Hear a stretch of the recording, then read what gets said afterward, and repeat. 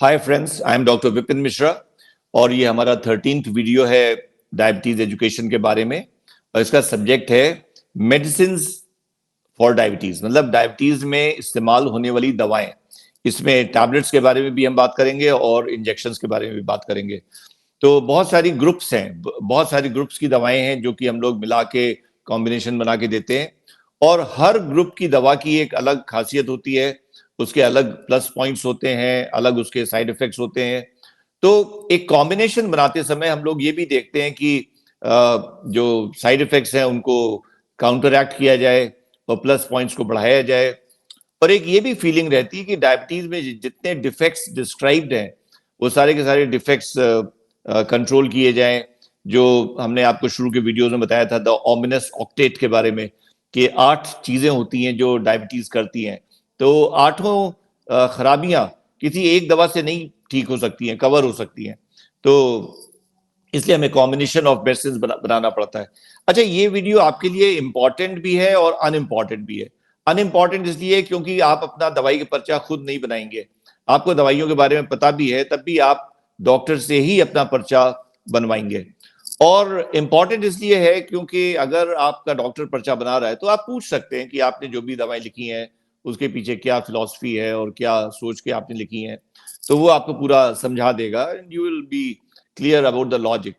तो पहला ग्रुप है दवाइयों का जो सबसे इंपॉर्टेंट है, उसको बाइगोनाइड्स कहते हैं। लेकिन अब बाइगोनाइड्स ग्रुप की बात नहीं होती क्योंकि उसमें एक ही दवाई है, मेटफॉर्मिन। और वो मेटफॉर्मिन जो है वो बहुत इंपॉर्टेंट दवाई है, इसके बहुत सारे बेनिफिट्स हैं।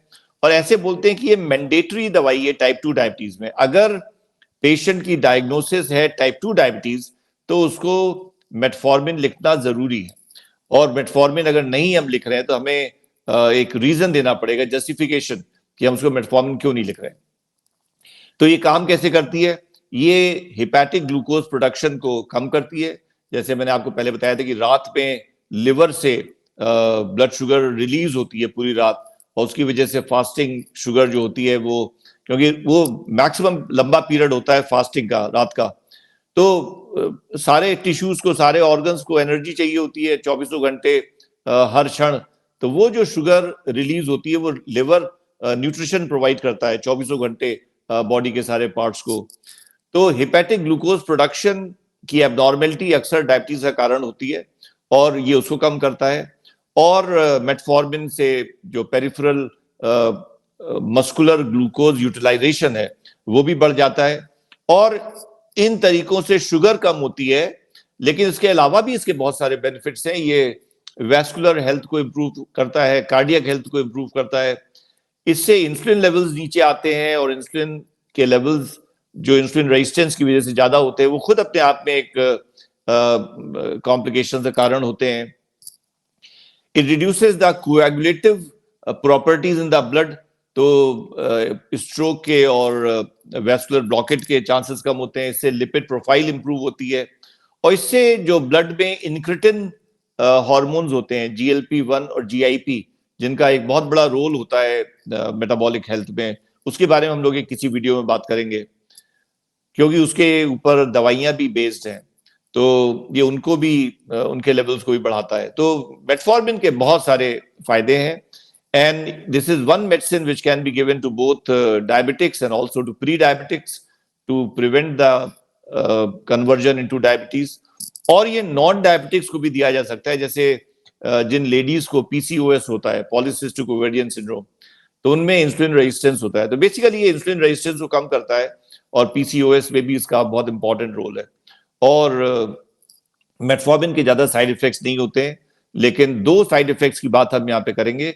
एक तो 10% यूजर्स जो है मेटफॉर्मिन के, उनको गैस्ट्रिक साइड इफेक्ट्स होते हैं, मतलब उनको एसिडिटी बढ़ सकती है, रिफ्लक्स हो सकता है, एब्डोमिनल क्रैम्प्स हो सकते हैं, एब्डोमिनल डिस्टेंशन और ब्लोटिंग हो सकती है, और कभी कभी डायरिया भी हो सकता है।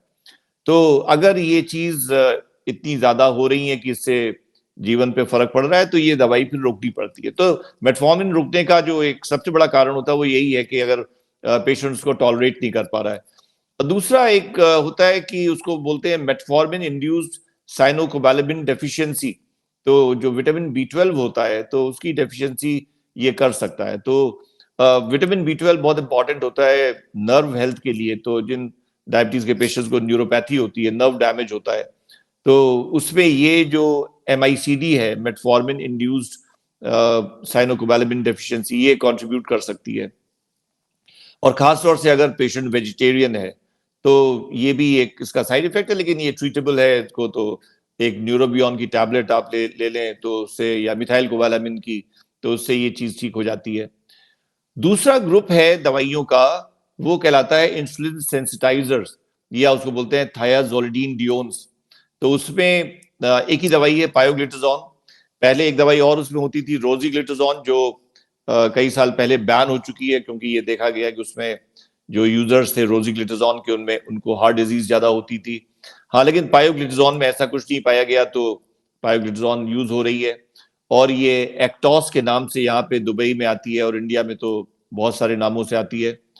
और ये इंट्रा न्यूक्लियर रिसेप्टर्स के थ्रू काम करती है और डीएनए का ट्रांसक्रिप्शन चेंज करती है।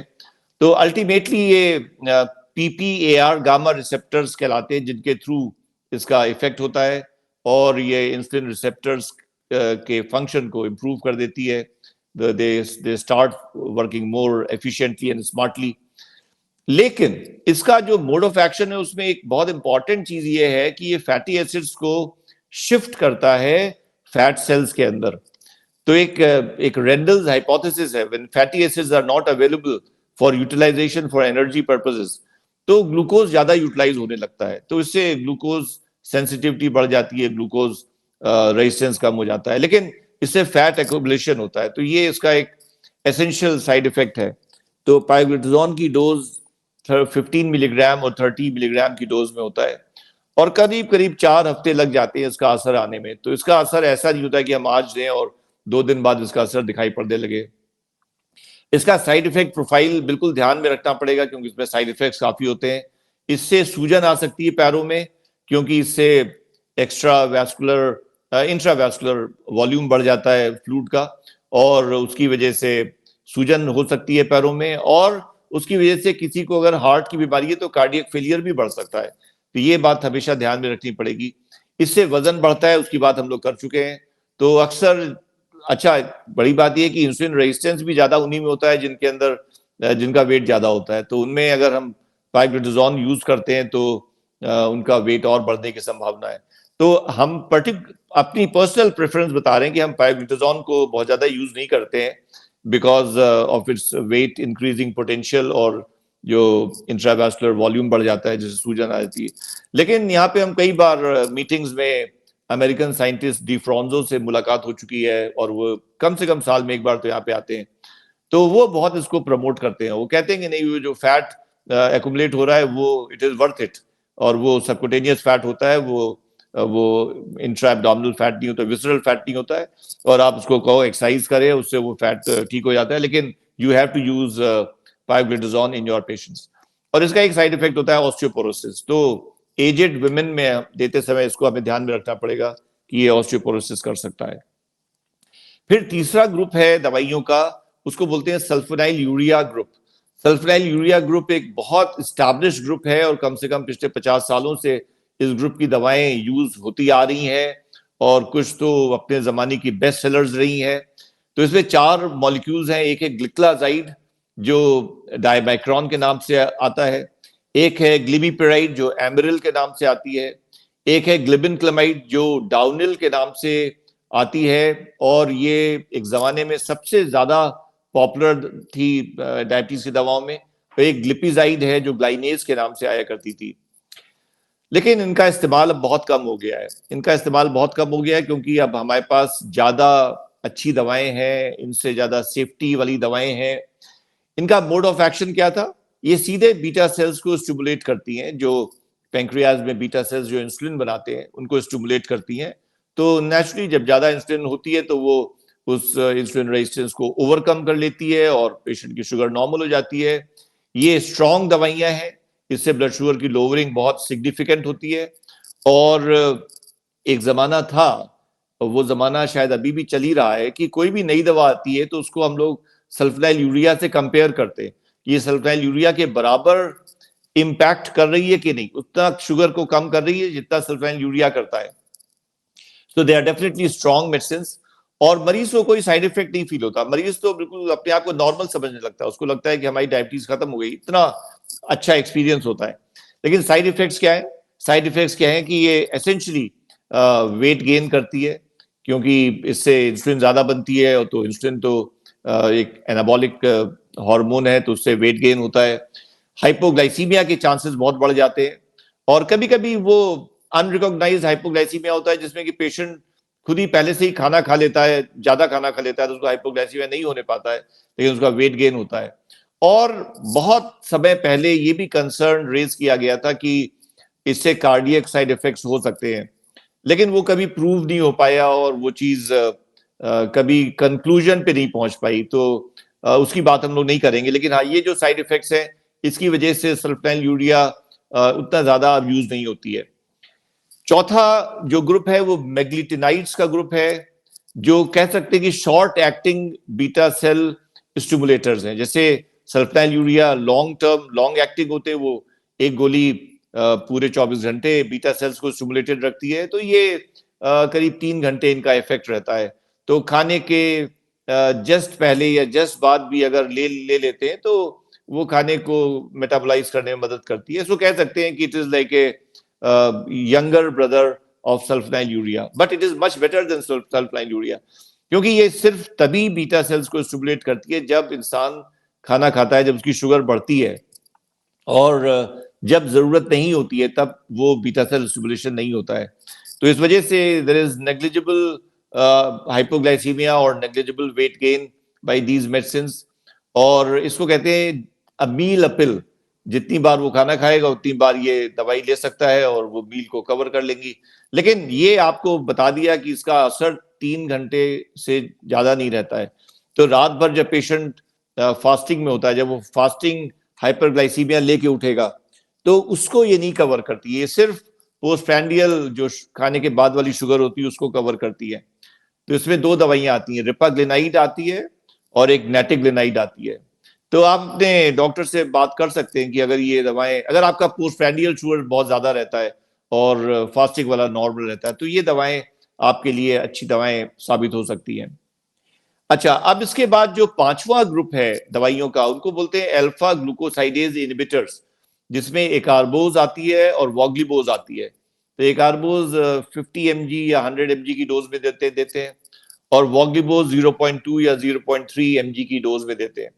इनका मोड ऑफ एक्शन ये है कि इससे एक एंजाइम है अल्फा ग्लूकोसाइडेज इंटेस्टाइन में जो ऑपरेट करता है, तो वो इनिबिट हो जाता है। उस एंजाइम का काम होता है कि वो कॉम्प्लेक्स कार्बोहाइड्रेट्स को सिंपल शुगर्स में कन्वर्ट कर देता है, उनको ब्रेक डाउन कर देता है।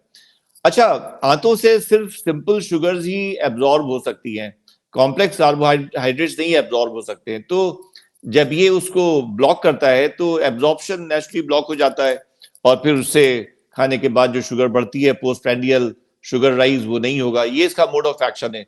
लेकिन उसकी वजह से साइड इफेक्ट भी होते हैं कि फिर अब वो जो कार्बोहाइड्रेट एब्जॉर्ब क्या मतलब, वो ठीक से डाइजेस्ट ही नहीं हो पाया, फिर उसमें फर्मेंटेशन होने लगता है, फिर वो उसमें रॉटिंग होने लगती है, उसकी वजह से गैस बढ़ जाती है, फ्लैचुलेंस बढ़ जाती है, और एब्डोमिनल डिस्टेंशन, डायरिया, ये सब चीजें हो सकती हैं।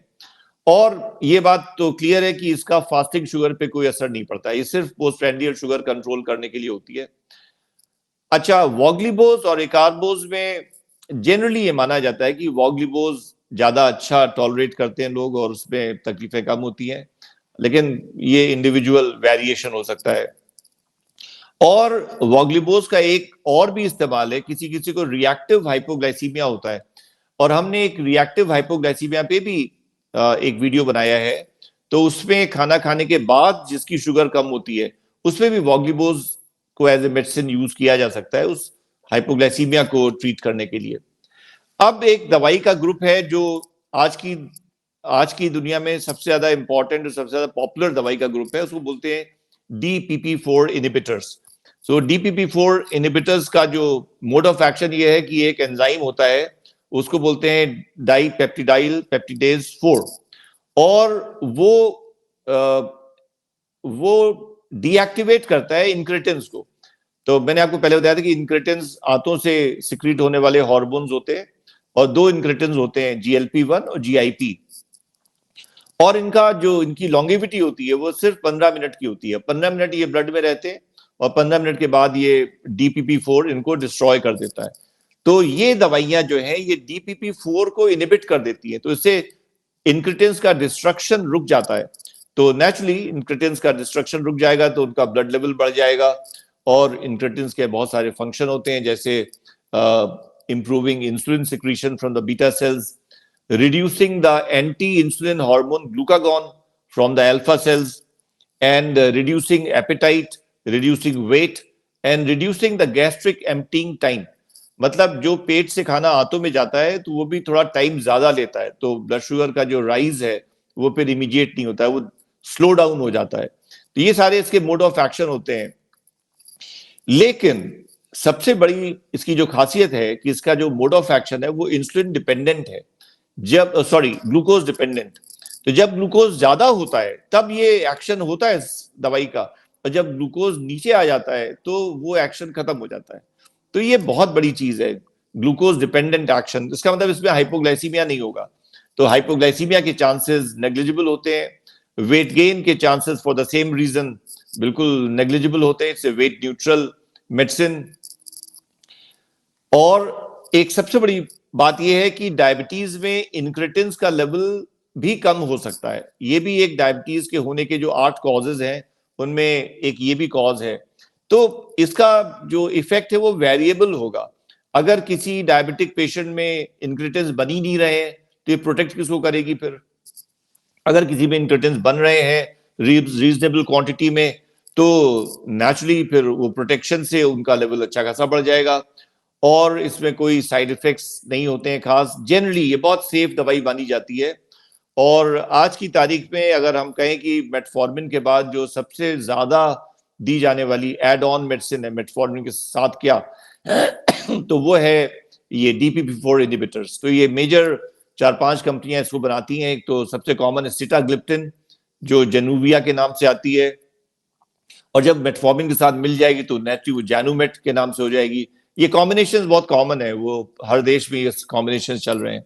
विल्डाग्लिप्टिन है दूसरी, जो गैल्वस के नाम से आती है, और लीनाग्लिप्टिन है जो ट्रेजेंटा के नाम से आती है, सेक्साग्लिप्टिन है जो ऑनग्लाइजा के नाम से आती है, और एलोग्लिप्टिन है जो विपीडिया के नाम से आती है, लेकिन वो बहुत पॉपुलर नहीं है। सबसे पॉपुलर है सिटाग्लिप्टिन, विल्डाग्लिप्टिन और लीनाग्लिप्टिन। अब नेक्स्ट 3 दवाइयों के ग्रुप्स हैं जिनके बारे में हम थोड़ा सा यहाँ पे बताएंगे, लेकिन उसके बारे में हम अलग से भी वो बनाएंगे वीडियोस। तो एक है SGLT2 इनहिबिटर्स। SGLT2 इनहिबिटर्स जो है वो किडनी पे एक्ट करते हैं, और किडनी से जो शुगर एक्सक्रीट होनी चाहिए थी वो असल में क्या होता है कि जब ग्लोमेरुलस में आता है, ग्लोमेरुलस किडनी का एक पार्ट होता है जो एक बहुत फाइन ब्लड वेसल्स का, कैपिलरीज का एक गुच्छा टाइप का होता है, टफ कैपिलरीज। तो उससे फिल्ट्रेशन का प्रोसेस होता है। तो फिल्ट्रेशन में बहुत सारी चीजें फिल्टर आउट होके यूरिन वाले कंपार्टमेंट में चली जाती हैं, जिसको ट्यूब्यूल बोलते हैं। तो ट्यूब्यूल में शुगर भी काफी चली जाती है, लेकिन वो फिर ट्यूबुलर एक्शन की वजह से वो रीअब्सॉर्ब हो जाती है, तो कभी शुगर वेस्ट नहीं होती। तो एक हेल्दी आदमी होगा उसकी यूरिन में कभी शुगर नहीं आएगी। तो वो जो रीअब्सॉर्प्शन होता है प्रॉक्सिमल ट्यूब्यूल, अब ट्यूब्यूल को भी 2 में बांट दिया गया है। जो पहले वाला पार्ट उसको बोलते हैं प्रॉक्सिमल ट्यूब्यूल, और जो थोड़ा दूर होता है ग्लोमेरुलस से उसको बोलते हैं डिस्टल ट्यूब्यूल। और तो प्रॉक्सिमल ट्यूब्यूल में ये एक प्रोटीन होती है, उसको बोलते हैं SGLT2, sodium glucose linked transporter 2। 1 भी होता है, SGLT1 भी होता है, लेकिन वो बहुत इंपॉर्टेंट नहीं है। SGLT2 का एक्शन बहुत ज्यादा होता है, तो उसको ये इनएक्टिवेट कर देती हैं दवाएं।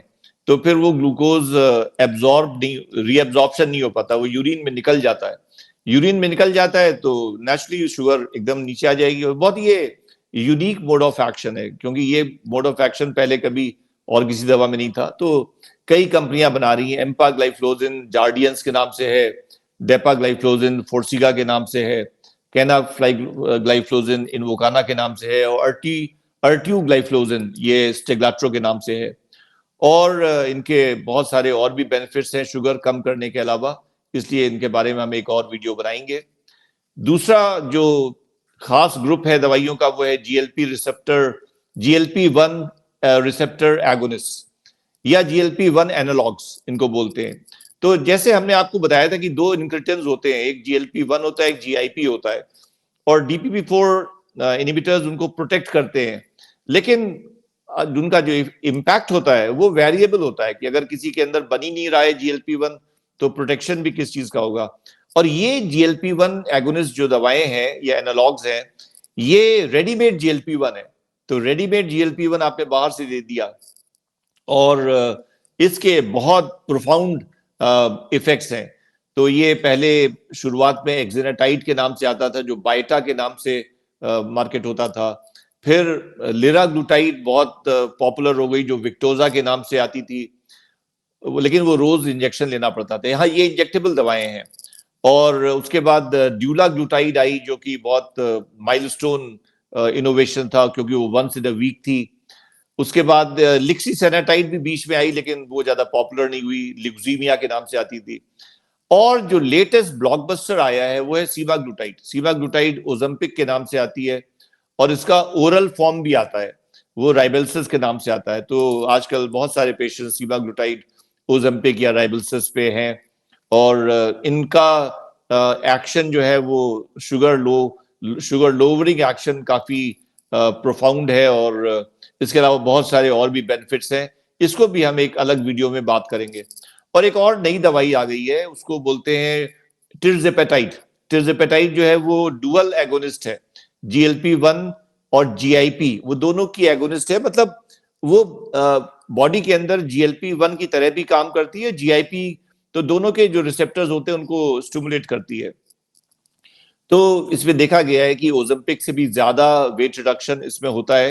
हालांकि कोई हेड टू हेड ट्रायल नहीं है, लेकिन जो इनडायरेक्ट ट्रायल्स होते हैं, मतलब कि प्लेसिबो के अगेंस्ट, तो प्लेसिबो के अगेंस्ट जो ट्रायल्स होते हैं, तो उसमें मुंजारो के में वेट रिडक्शन ज्यादा दिखाया गया है। तो ये दोनों दवाएं, ओजम्पिक और मुंजारो, दोनों मतलब नॉन डायबिटिक्स में भी as a weight reduction medicine के रूप में वेल एस्टैब्लिश हो चुकी हैं। अच्छा, अब हम लोग बात करेंगे लास्ट अपने टॉपिक की, वो है इंसुलिन के बारे में। तो इंसुलिन डायबिटीज में एक बहुत इंपॉर्टेंट दवाई है, और पुराने जमाने में वो पोर्साइन और बोवाइन इंसुलिन यूज होती थी, लेकिन अब वो सब खत्म हो चुका है। टोटल ह्यूमन इंसुलिन यूज होती है, और प्लेन इंसुलिन होती है, जो कि मतलब एक्ट्रेपिड और ह्यूमन इंसुलिन आर के नाम से बाजार में आती है। और इंटरमीडिएट एक्टिंग इंसुलिन होती हैं, जो कि लेंटी और NPH, जो इंसुलाटार्ड और ह्यूमन इंसुलिन एन के नाम से आती हैं। और मिक्सचर्स भी आते हैं, प्री मिक्स्ड इंसुलिन, जिसमें कि ह्यूमन इंसुलिन 30/70 या मिक्सडार्ड 30/70 होता है। तो इंसुलिन डायबिटीज में एक बहुत इंपॉर्टेंट दवाई है। एक तो ये कि कभी ये फेल नहीं होती है, it never fails, it always works. और इसका कोई मेजर साइड इफेक्ट नहीं है। एक ही साइड इफेक्ट है, वो है वेट गेन, और उसको हम लोग न्यूट्रलाइज कर सकते हैं by giving it along with other weight reducing medicine and by proper lifestyle management. और आखिर में, हम सबसे आखिर में बात करेंगे इंसुलिन एनालॉग्स की, जिनको बोलते हैं डिजाइनर इंसुलिन। डिजाइनर इंसुलिन का मतलब है कि इनमें कुछ केमिकल चेंजेस ऐसे करे गए हैं जिसकी वजह से इनका मोड ऑफ एक्शन थोड़ा चेंज हो गया, या ड्यूरेशन ऑफ एक्शन चेंज हो गया है। तो एक बेसल और लॉन्ग एक्टिंग एनालॉग्स होते हैं, जिनको दिन में एक बार देना पड़ता है, और एक बार देने में ये करीब करीब 24 घंटे इनका इफेक्ट होता है।